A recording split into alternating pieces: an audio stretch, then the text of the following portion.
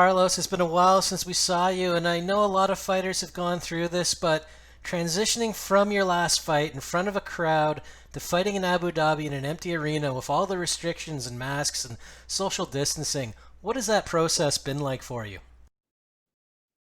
Um, it's been interesting, but I've seen lots of different things throughout my career, um, and when it comes down to it, I have a guy across the cage that's gonna come and try to take my head off, and I gotta try to take his off first, and that's really what it boils down Jackson Wink is obviously a well-oiled machine at this point, but how has your training camp been impacted by the pandemic?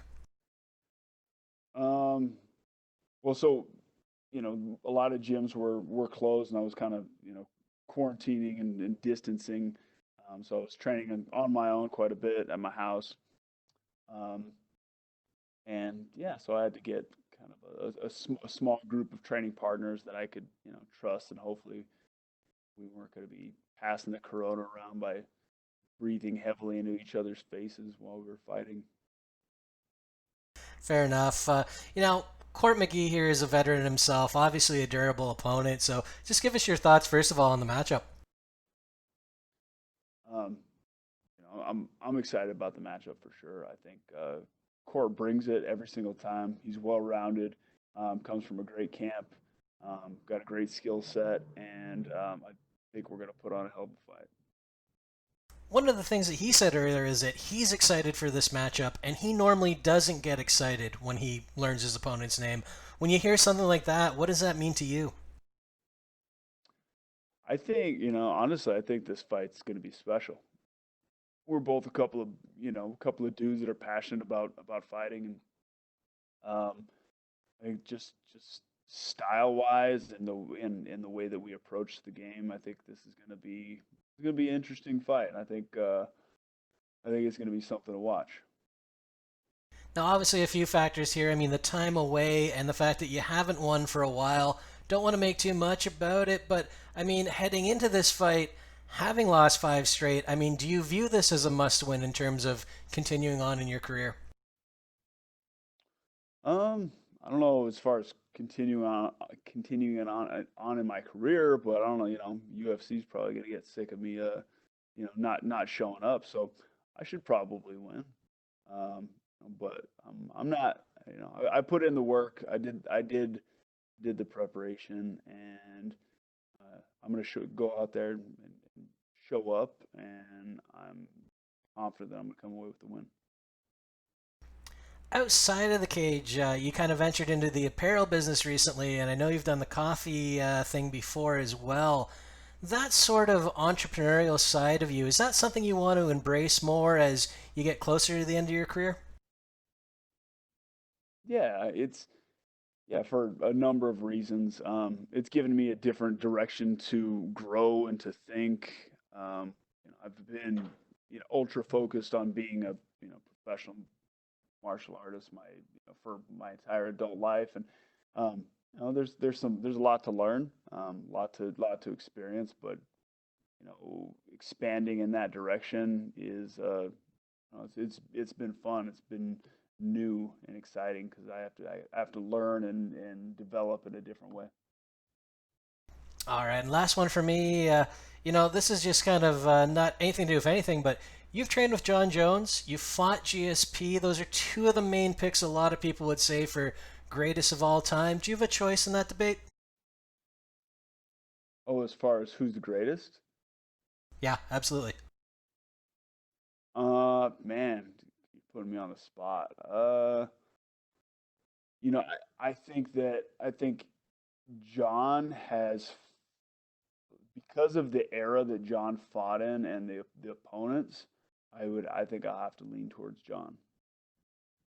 Fair enough, man. Well, good to see you back. Best of luck this weekend. Thanks, appreciate it. We'll take our next question from Damon Martin with MMA Fighting. Carlos, what's up, buddy?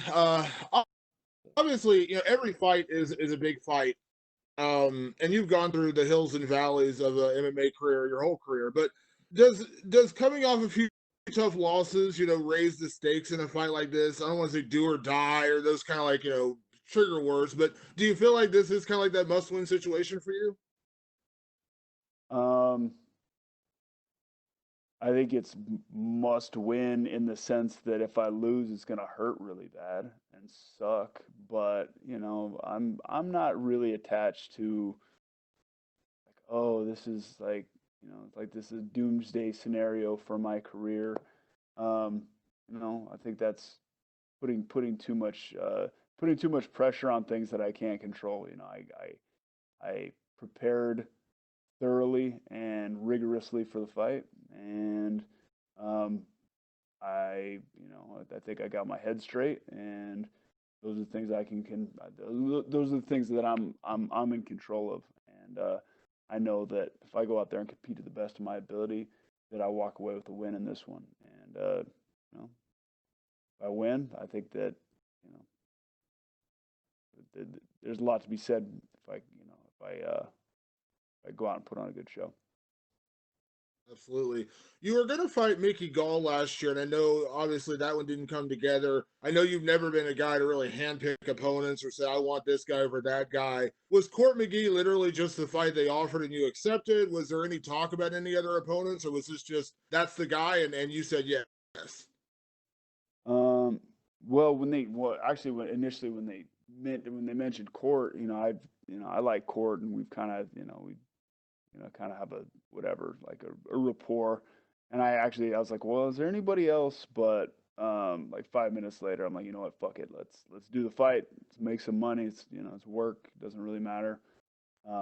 So yeah, no, basically that's the only name that got offered. You've never been a guy to really get into the personal side of fighting. You're not really the trash talk guy. You just go out there and fight and perform, and we all know what a Carlos Condit fight is going to look like. But when you face a guy like Court, who is so respectful and a nice guy, and as you said, obviously a guy does it just kind of take all that other stuff out of it, all the other elements of the fight? You just go in there and fight and know it's going to be fun to fight a good fighter. Yeah, I mean, but like on the other side of that, yeah, he's a nice guy and he's all friendly and stuff, but he's a savage and he's gonna come out and try to knock my teeth out. So, there's still a little bit of an edge.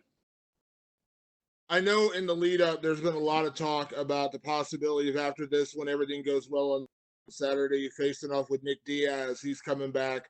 I want to ask about Nick, but I also want to ask about the Matt Brown fight. That's one that we've heard twice. Didn't come together. I know Matt has said he really wanted that fight, and when the Mickey Gall fight got announced, he thought it was going to be you and him. I'll ask about those two fights. Are those two fights you'd still like to revisit Nick for the rematch and maybe finally get in there with Matt Brown? Yes. Thanks, Carlos. We'll take our next set of questions from Gat Pangalingan with Dojo Drifter. Carlos, how you doing? How are you? I'm doing great. You mentioned earlier that you had to get your head straight. What does that mean, really? Were you dealing with any demons, like between fights or after your last fight? Yeah, hell yeah. Always. Um, And yeah, yeah. yeah, go ahead. Feel free to expound. No, I think that I don't know. Yeah, yeah. There's been a lot of different things that have been going on inside. Like pertaining to to training, and then my personal life. But yeah, I don't know. And in a lot of those fights, I felt like I was good, and then in the moment, just kind of, I don't know, things didn't come together. Yeah, you've been in the game for a while and you've achieved some amazing things. Is it difficult finding motivation to keep fighting at such a high level? No, like as much as I know and as much as I've learned, there's still so much more and so far to grow. So that always keeps it new. Like I learn new stuff. I have an amazing coaching staff around me that, we're always creating new stuff, and the ability to go out there and showcase that is really exciting. So that's what motivates me. Yeah, and I'm curious to your goal now. Is the goal to make another run at the title? Are you simply writing out your contract, or are you simply out to do what you love? What is your why right now? My why is fighting because I love it and making some money and see where that takes me. I don't think that I'm past my prime. I've had a skid, but I feel like I can turn it around and make a run for sure.